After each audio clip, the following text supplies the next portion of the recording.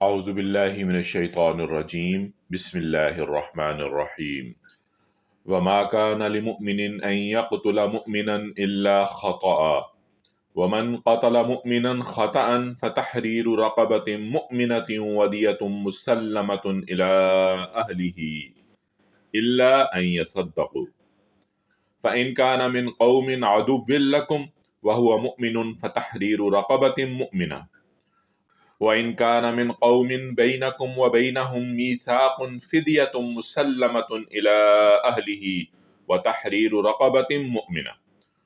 فَمَن لَّمْ يَجِدْ فَصِيَامُ شَهْرَيْنِ مُتَتَابِعَيْنِ تَوْبَةً مِّنَ اللَّهِ وَكَانَ اللَّهُ عَلِيمًا حَكِيمًا۔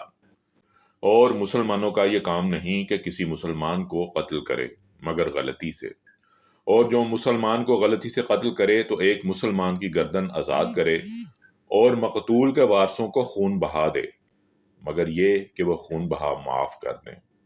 پھر اگر وہ مسلمان مقتول کسی ایسی قوم میں تھا جس سے تمہاری دشمنی ہے تو ایک مومن غلام آزاد کرنا ہے، اور اگر وہ مقتول مسلمان کسی ایسی قوم میں سے تھا جس سے تمہارا معاہدہ ہے تو اس کے وارثوں کو خون بہا دیا جائے گا اور ایک مومن غلام کو آزاد کرنا ہوگا۔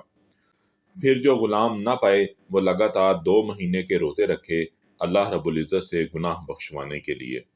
اور اللہ جاننے والا حکمت والا ہے۔ صدق اللہ العظیم۔